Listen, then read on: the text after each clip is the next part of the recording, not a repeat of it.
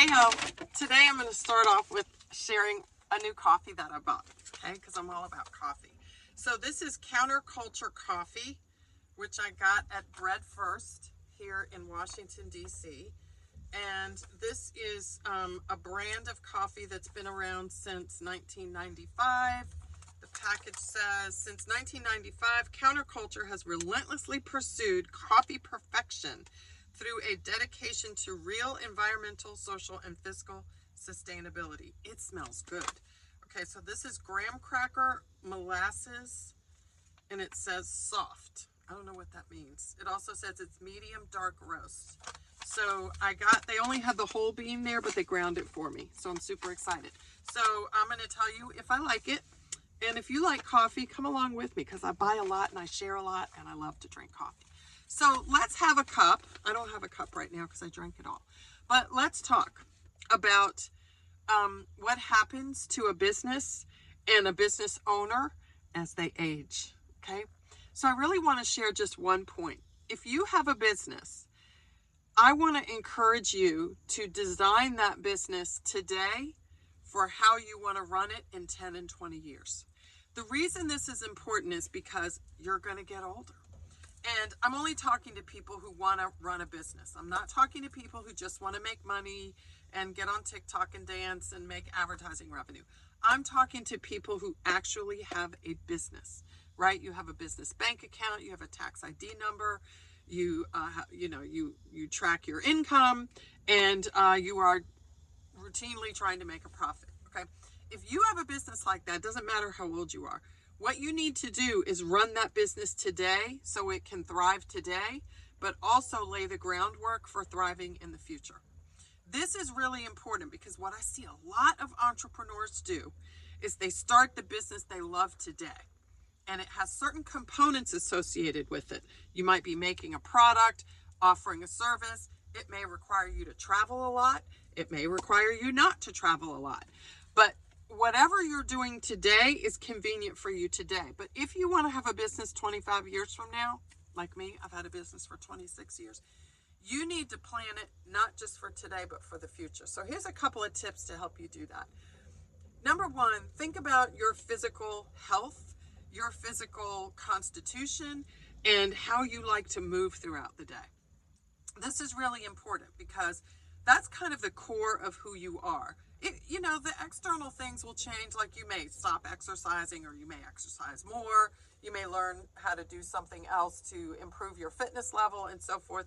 But at your core, you're pretty much the same in terms of how you like to move, how you like to move your body, how you like to challenge yourself throughout the day. Do you want a challenging physical environment to work in or do you not? That's really important because as you age, you will become less capable of doing a lot of physically strenuous activities. Or what I should say is the type of strenuous physical activities and the level at which you'll be able to do them is going to evolve. And it's going to evolve really slowly over time. And if you're not paying attention to it, you're going to wake up one day and go, oh my gosh, I can't lift 50 pounds anymore. What happened? Well, what happened was you chose a type of a job or business that didn't include margin for you to keep your physical strength up. Like, that's it. So whatever business you choose today, you may be able to run circles around yourself in 30 years.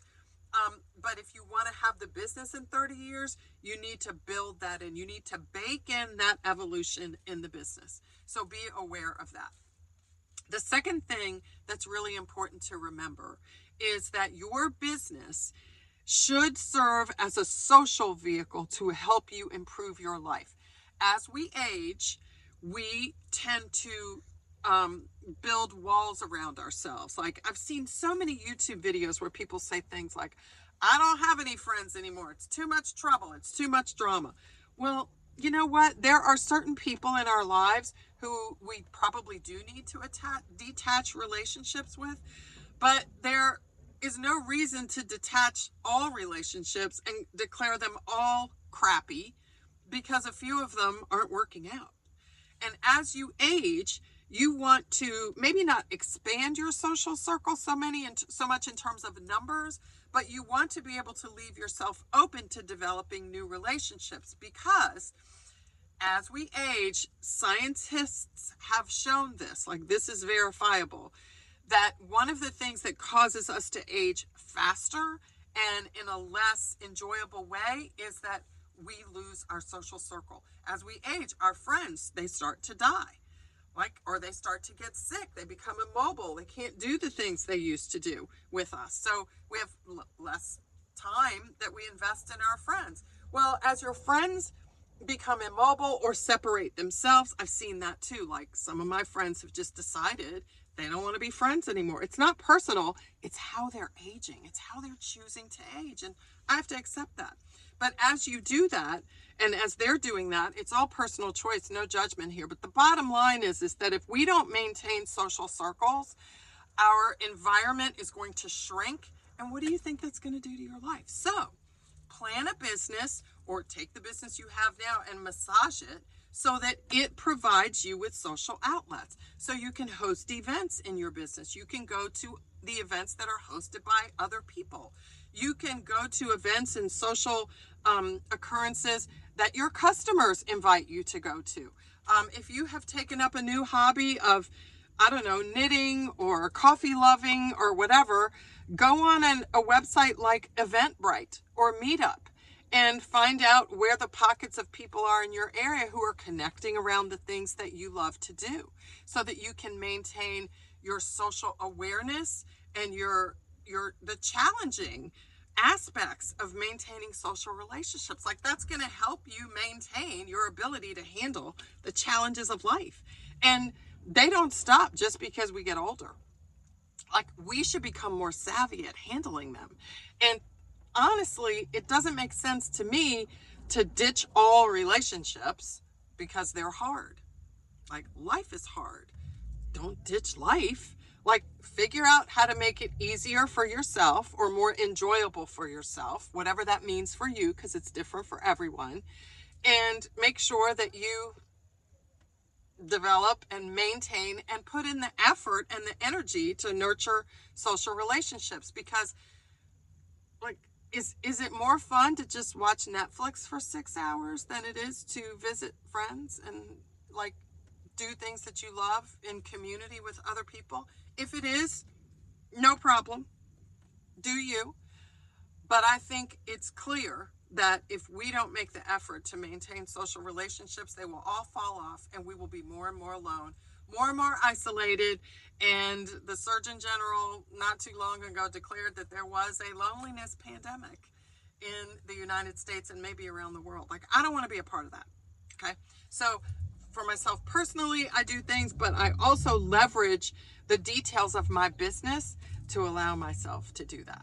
So use your business to maintain your social circle. Use your business to help you age well so that you can do the business into the future and not only when you're 20 or 30 years old.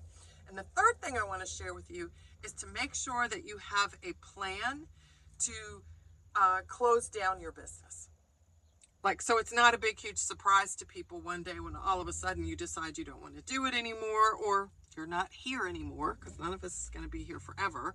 Or, whatever you want to do, have some sort of strategy in place so that you can work toward winding your business down. So this may mean you're going to close it one day, like poof, like a fart in the wind. It's just gone. And you can do that. I've seen several people do that. And there's nothing wrong with that. A business does not have to last forever. It doesn't have to become this, conglomerate that lasts 20, 30, 40, 50 years. It can last your lifetime, and that's it. That's fine. Like, you've created a job for yourself. Good for you, because a lot of people are struggling to find a job, but you can create one for yourself. That's a whole nother video, which I'll get into at another time. But make sure that you kind of know what you want to do. Do you want to sell your business? Do you want to give it to a nonprofit? Do you want to leave it in your final will and testament to your children or a relative or someone else? Do you just want to close it down? Do you want to sell off some of the assets? Like, do you own manufacturing equipment or a building or other personal equipment? Maybe you own some intellectual property, trademarks. copyrights, things like that. Like, who's going to own those when you're gone? You want to make sure that you put in something in place to wind that all down. So those are the three things I want you to remember. It doesn't matter how old you are. If you want to lead a business that provides a future for you, then it can't just be, I just want to make money doing a TikTok video, make a little money on YouTube, whatever. No, you need to be building an asset.